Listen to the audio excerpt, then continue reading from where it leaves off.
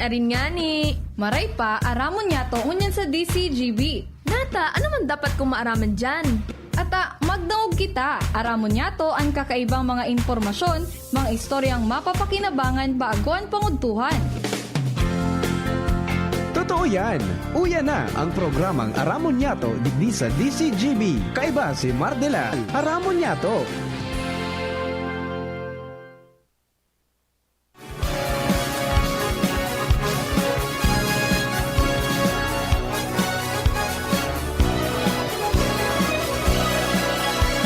Kabayan, dapat mong malaman na kailangan mong maintindihan ang usapan na may kinalaman sa iyong kapaligiran. Kaya ng aming sinabi, makinig ka. Dito sa inyong bahay, makijaming. Dito sa programa, Mardela, ating kasama. Pakinggan natin si Mardela. Samahan natin si Mardela.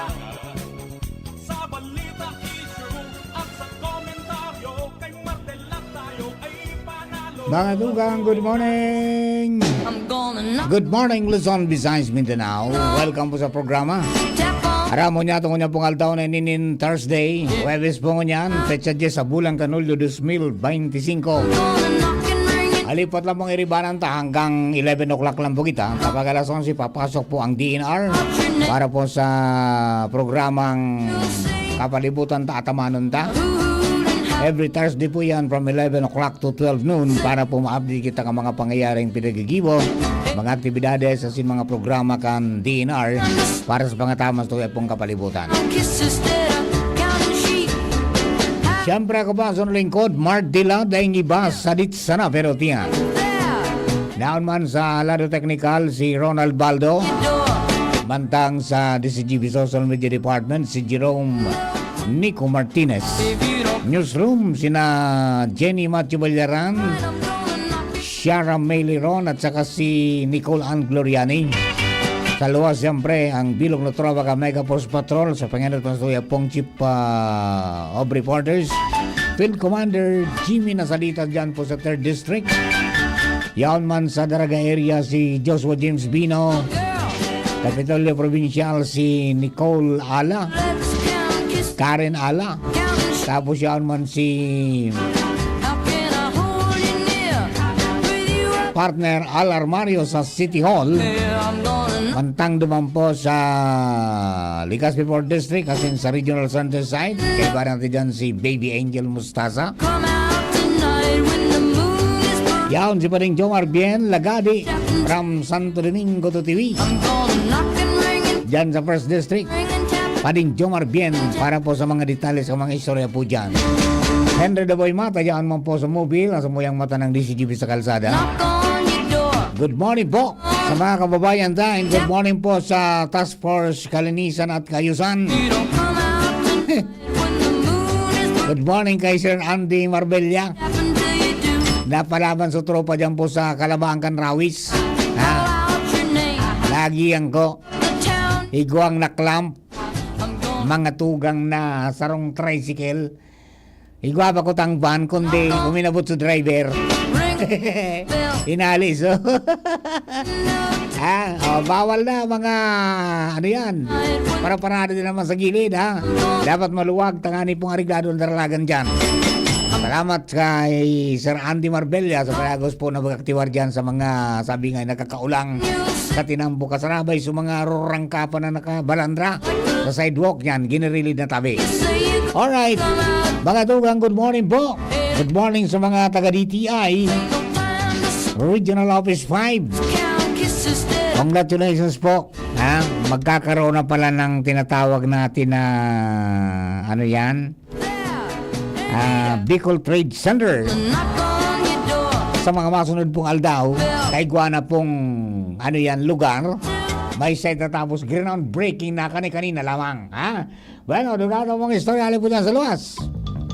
Nasa linya na, Baby Angel Mustasa. Angel, good morning. Please come in. Yes, good morning, Sir Mar. Maray na pagkautunan sa yung mga paraan tabay. After kang groundbreaking nga duman, Sir Mar, sibot-sibot si Ma'am Bem, patinaan mga officials si RD Dindunabol na magsangli naman ki Filipiniana. Oho. Tapos barong dahilan ta pinuna na ngunyan, Sir Mar, an duwang aldaw na 2025 People Micro, Small and Medium Enterprises Conference digdi sa sarong Dakulang Mall sa barangay Gugo na Legazpi City. Kung saan may tema ini, Sir Mar, na asenso, negosyo, angat kabuhayan na bagong Pilipinas. Ngunit na pagkaaldaw, Sir Mar, gigibuhon itong su primerong parte kan aktibidad ining Bicol MSME Conference kung saan imbitado digdi, Sir Mar, man iba-ibang mga opisyal kan Department of Trade and Industry halis sa indang Central Office, particular na si Assistant Secretary Leonila Baluyot, ang Assistant Secretary for Regional Operation Group, kung saan siya ang keynote speaker digdi sa nasabing aktibidad. Imbitado po digdi, Sir Mar, ang mga micro, small and medium enterprises halis sa anom na probinsya kan Bicol Region, ang halis sa Camarines Sur, Camarines Norte, Sorsogon, Masbate, Catanduanes, as in andig halidigdiman sa probinsya kan Albay. Kaibahan digdi, Sir Mar, sa mga tutukaron, manungod sa MSME sa service lane, may sa ngayon na aldaw, ang primerong parte, as in ang pinaka-highlight ni Sir Mar, iyo Bagwis awarding ceremony. Kung sa ina ipigtataw inika na Department of Trade and Industry sa mga tindahan na nagpapahiling na marhay na ehemplo nin tapat, maayos asin responsableng negosyo.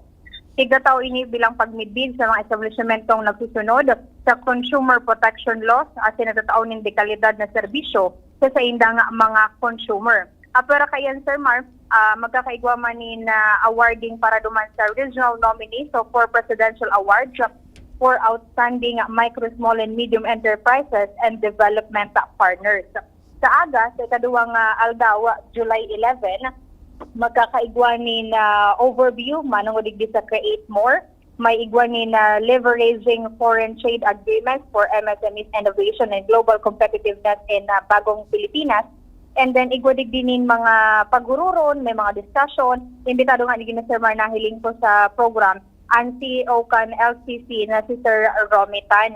Magkakaigwa man ni mga garinig, Sir Mar, conference na inikan mga MSMEs kung sa intot po karon ni Bicol paano pa nila papagayon, mapapa-improve ang sa inang mga negosyo o itong mga produkto, tanganing mas maibida, mas mapadakol itong si mga consumers nila at mapahiwas ang merkado at ma-introduce sa publiko. Okay. Sa ngunyan, Sir Mar, nagpapadago sa inidigdi sa Sarong Dakulang Mall, particular na sa Marison Hotel, kung sa intatod na pagkahapon, re-recognize rin nga ni kang DTI, ito man na nag-igwanin exemplary sa indang mga pagnenegosyo. Okay. So, yan po, Sir Mar. Ang mga dugang tapang informasyon halili sa luwas is on assignment with Kuya Boy. This is Bibi. Thank you very much, Angel and Boy. Diyan po sa aktibidad kang Department of Trade and Industry.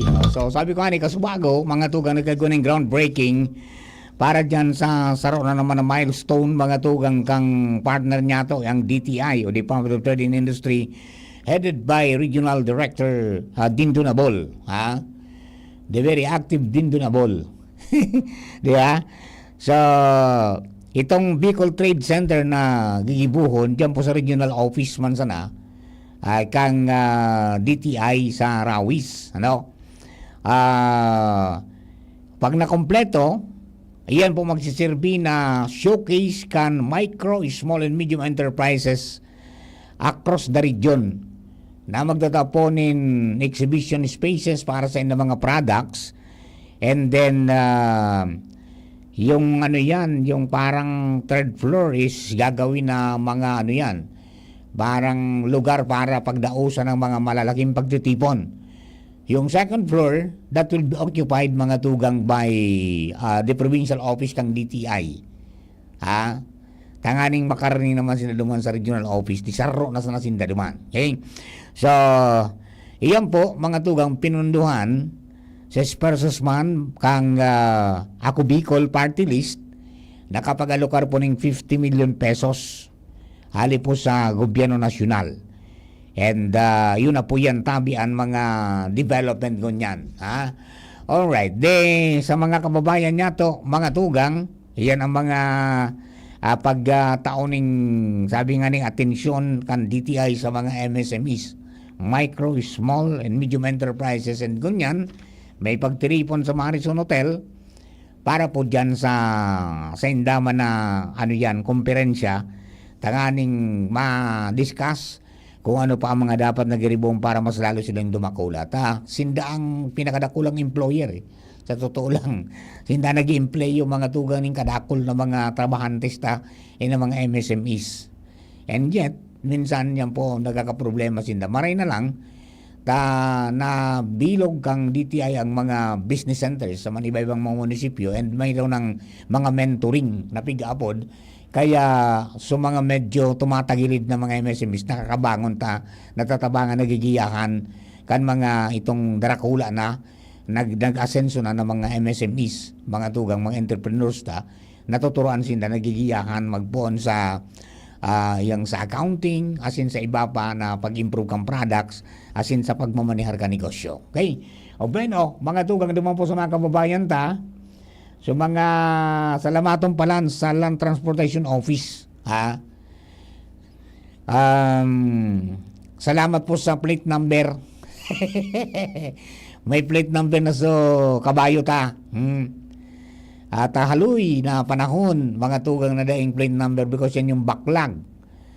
Pero kanakaagi pong yan, mga aldaw, mga June ito June 23. Nagkaya ko ng distribution, mga tugang sa mall, naka-avail kita and then kasudma, nagpa-share kita sa Land Transportation Office sa Legazpi City District Office, para ipa-upload so plate number. Kaya sa mga kababayan dahil pa duman natatapos ang sa indong kunyan na nakakuha na kamong plate number sa mall distribution, tapos na hindi po papa-upload po nindo niya sa LTO tanganing magamit po nindo para itong certification na kapot-kapot nindo ay talagang maging epektibo. Ang sabihin, uploaded na duman sa ng system, yun na nang gagamitin ng plate number, kasalida kan temporary na pigagamit nindo ngunyan. Iya ba? Salamaton. And then, according to our information, yung 2017 below na mga plaka, so dahil pagkaroon naka-arabail, dahil pa nagkakura duman sa mall, yan available na, giraray, mga tugang dyan po sa indo ng mga district offices, kan LTO, para masalidahan na po sa mga plaka.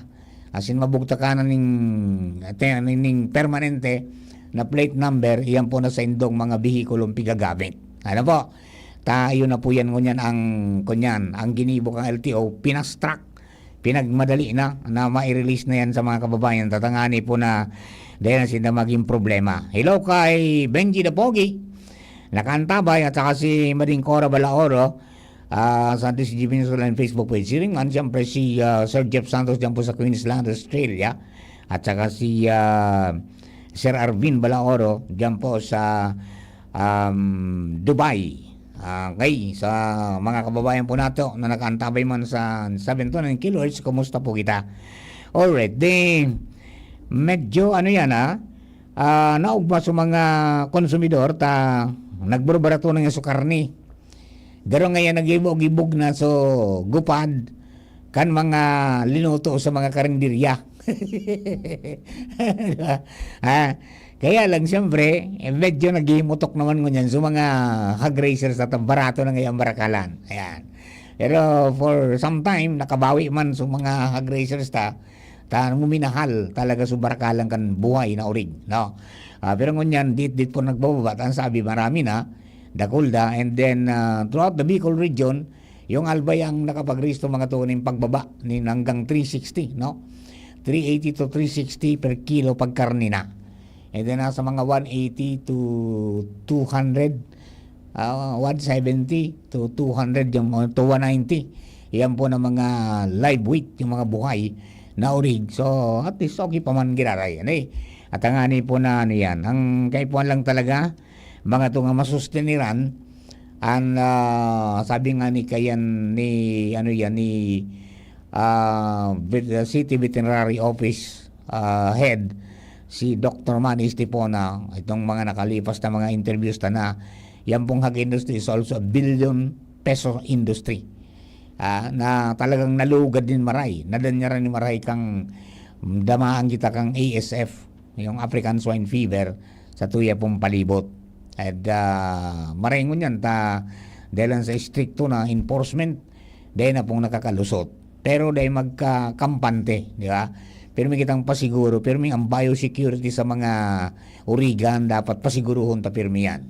Tangani po na dahil na mautro pa. Talagang grabing dagok ito, kumbaga grabing rapado ang tuminama po sa mga kababayan tayo. Imagine figuro ataman mo tapos duman sa kataning mo may nagka-positibo na damay ka sa 500 meter radius, ubos o gamos mong urig.